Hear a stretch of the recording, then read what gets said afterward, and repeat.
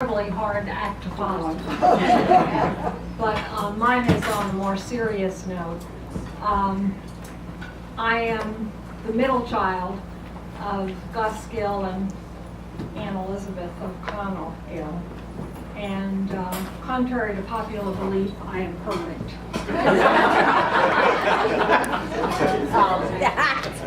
Not so much.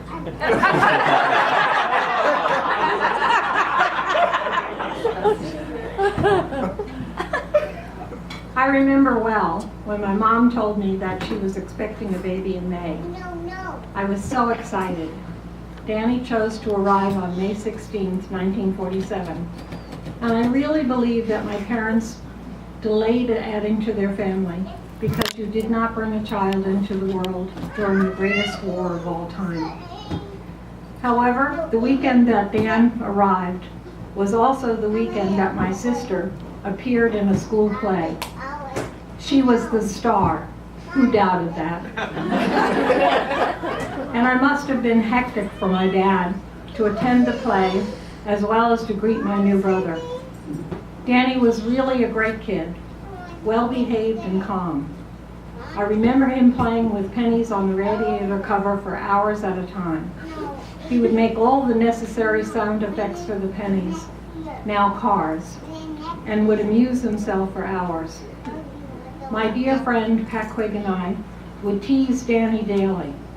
We commandeered his Hopalong Cassidy chair and fibbed to him about the time that his favorite program, Howdy Doody, came on.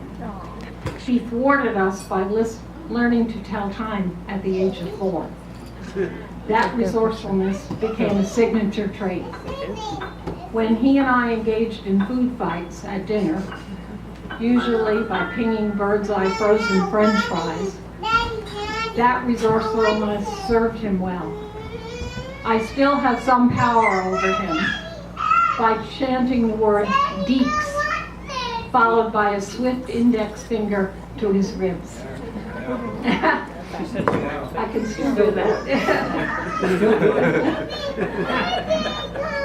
When Dan was about 4 and we were on an annual vacation in Sag Harbor, he slipped on a wet piece of wood. He was taken to the hospital to determine if he had broken a leg, but the x-rays proved otherwise.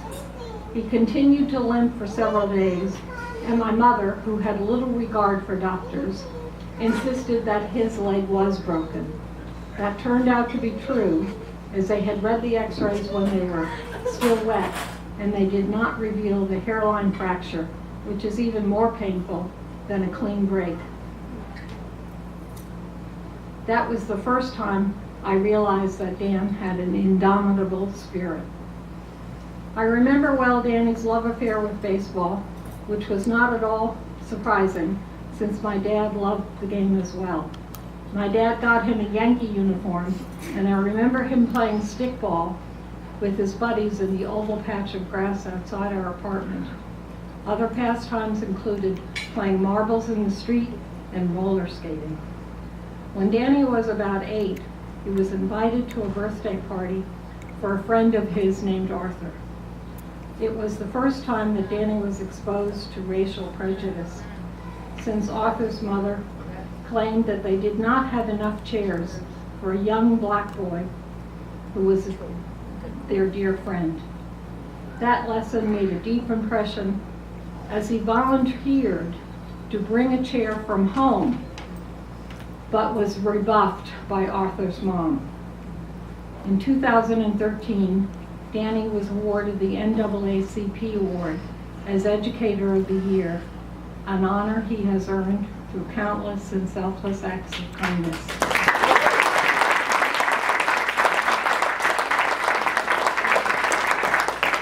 Danny attended Bishop Dubois High School, where the motto was Aim High, and Dan took that to heart. He went to Iona College and then earned his master's from Columbia University. He was hired after a student-teacher gig by the Montclair system, and very soon thereafter helped in establishing an interdisciplinary curriculum which he has led for over 45 years? 46. 46.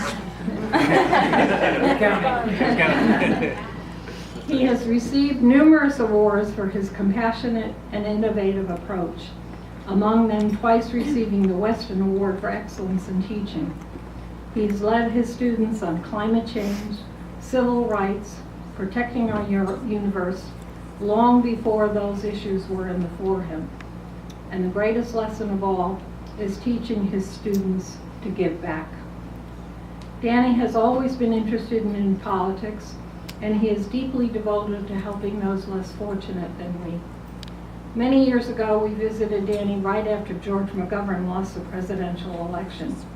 It probably was around Christmas time, and when we made a negative comment about George for something he had said during the campaign, a candidate for whom he had campaigned by going door to door, he defended him to the end.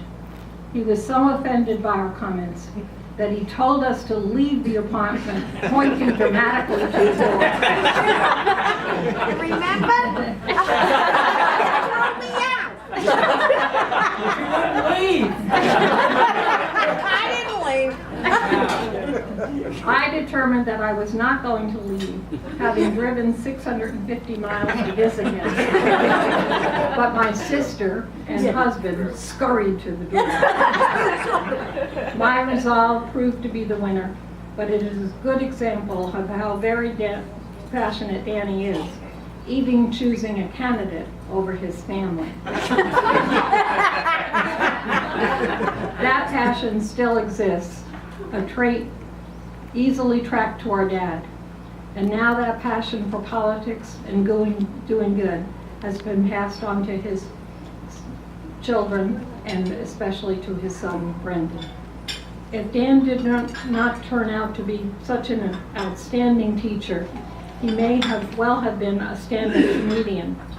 For years, he has brought tears to the family's eyes when he has been asked to roast the birthday girl, the unwitting bride and groom, and his directors of home videos is legendary.